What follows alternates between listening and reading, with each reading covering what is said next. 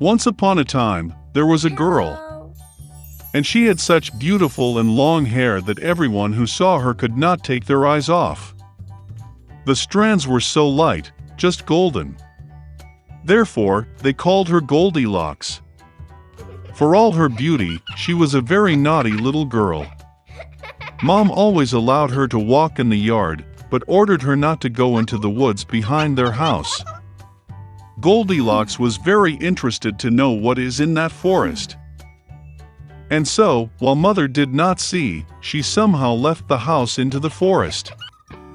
The girl walked for a long time in the forest. Either he finds a berry, then looks at a beautiful flower, then listens to how the birds sing. So she got lost in the forest. And suddenly she saw an unusual house in a clearing. Goldilocks approached him quietly. I walked around but did not see anyone. She knocked on the door, but no one answered. Then she knocked harder, and the door opened itself. Goldilocks entered cautiously. 3 bears lived in that house. One bear was dad big and shaggy. The other was a mother bear. It was smaller. The third was a little bear. The bears were not at home because they had gone for a walk in the woods. The girl entered the room and saw 3 bowls of porridge on the table. The first bowl, the biggest one, was the daddy bear. The second bowl, the smaller one, was the mother bear, and the third, the smallest, was the bear cub. Near each bowl lay a spoon, large, medium, and small.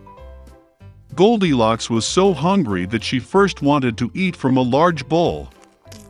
She took the largest spoon, took the porridge, tasted it, but the porridge was too hot. Then she took a medium spoon, took the porridge, tasted it, but the porridge was too cold. Finally, she took a small spoon and tasted the porridge from the small bowl. This porridge was neither hot nor cold, just right. And Goldilocks ate all the porridge from the little bowl.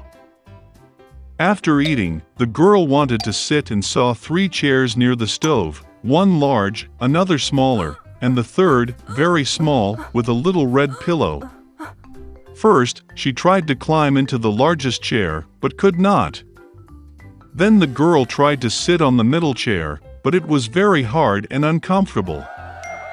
Finally, she sat down on the smallest chair, and it was just right for her. Goldilocks liked the chair so much that she began to swing on it. The chair cracked, broke, and she fell to the floor. The girl got up and went to another room. There were 3 beds, large, medium, and small.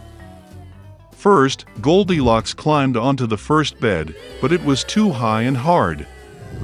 I lay down on the middle one, it was too spacious and soft. The girl lay down on the third, smallest bed. She was just right for her. Goldilocks felt so comfortable and cozy that she quickly fell asleep. The girl was fast asleep when the bear family returned home. The bears got very hungry and immediately went to the table. Seeing his bowl, Papa Bear got really angry. Someone was eating my porridge. He growled. The bear mother also looked into her bowl and growled less loudly. Someone was eating from my bowl too. And the bear cub, seeing his empty bowl, cried loudly. Someone didn't just eat from my bowl, he ate all my porridge. The bears smelled something was wrong, left the table, and began to look around. Daddy Bear noticed that someone moved his chair and growled in a terrible voice. Someone was sitting on my chair. The bear mother looked at her chair and complained. Someone was sitting on my chair and moved it from its place. And then, the bear looked at his broken chair and again cried loudly. Someone did not just sit on my chair, but broke it. All 3 bears went cautiously into the bedroom. Someone was lying on my bed and crumpled it. Papa Bear roared in a terrible voice. And someone was lying on my bed too and crumpled it, growled the mother bear.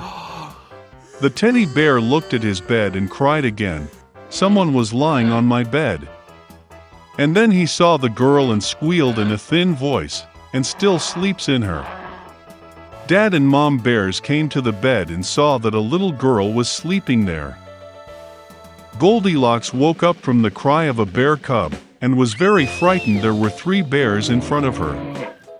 She instantly jumped out of the house and ran wherever her eyes looked, without looking back.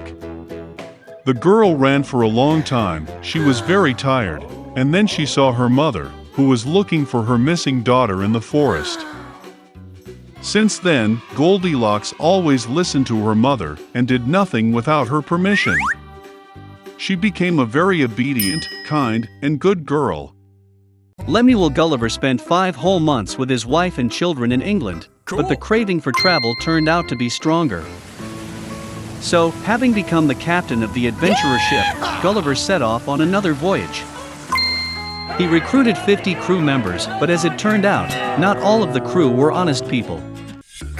Once, under cover of night, traitors rioted a ship, broke into Gulliver's cabin, and tied him up. For 3 days the crew kept the former captain locked up.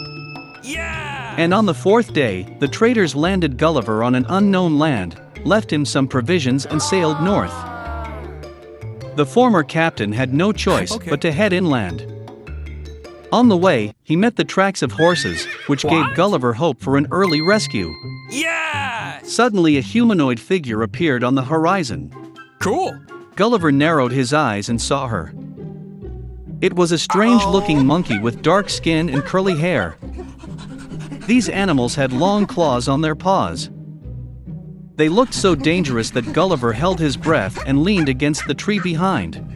But then something grabbed the traveler's shoulders and pulled him up. These were 2 exactly the same monkeys who tried to drag their prey up the tree. Gulliver struggled to fight back with his hands, but the animals were stronger. While Gulliver fought in an unequal battle, the sound of hooves was heard. Noticing the approaching horse, the monkeys threw Gulliver and ran away in terror. Having approached, the horse examined Gulliver with interest. Then a second horse came up. They greeted each other with a kick of their front hooves and walked to the side. The horses behaved so intelligently that it seemed to Gulliver that they were wizards who turned into horses. Finally, after consulting, the horses ordered Gulliver to follow them. This time, Gulliver ended up in a country inhabited by intelligent horses, the Gims. And the strange monkeys who attacked Gulliver served the Gims as pets and did all the dirty work. So the traveler was brought to a house where a manger with hay stretched along the wall and other horses were stationed. The horse gestured to Gulliver to eat some hay, but the traveler noticed a bucket of milk and asked for a drink from it. After dinner, Gulliver, under the close supervision of horses, collected oats and baked bread from it. This amazed the Gims so much that they began to teach Gulliver their language and culture. The horses turned out to be not only intelligent, but also very noble. They did not know the words anger, envy, deception, and enmity. They were surprised by Gulliver's stories about money, ships, and states.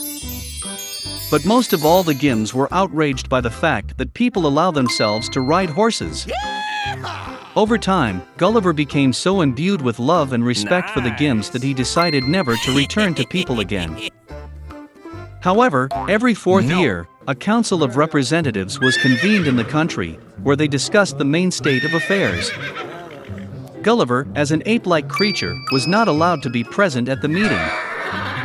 However, out of curiosity, he secretly entered the meeting, hiding in a haystack. It turned out that the Gims had long considered the strange monkeys useless, and therefore decided to drive them out. And Gulliver with them. Without waiting for his fate, the traveler hastily made a boat and went to the nearest island. Gulliver decided to spend the rest of his life away from people who were nasty to him. However, the island turned out to be the coast of Australia. Gulliver was seen by sailors from a Portuguese ship and taken to the ship. The captain decided that Gulliver has lost his mind, so he does not want to return home and tells his tales about intelligent horses. When Gulliver was brought to London, he learned to bear the sight of people with great difficulty. He got used to his wife and children only after a year, but even then he did not allow himself to be touched. No. And for the rest of his life, Gulliver communicated only with the stallions he bought.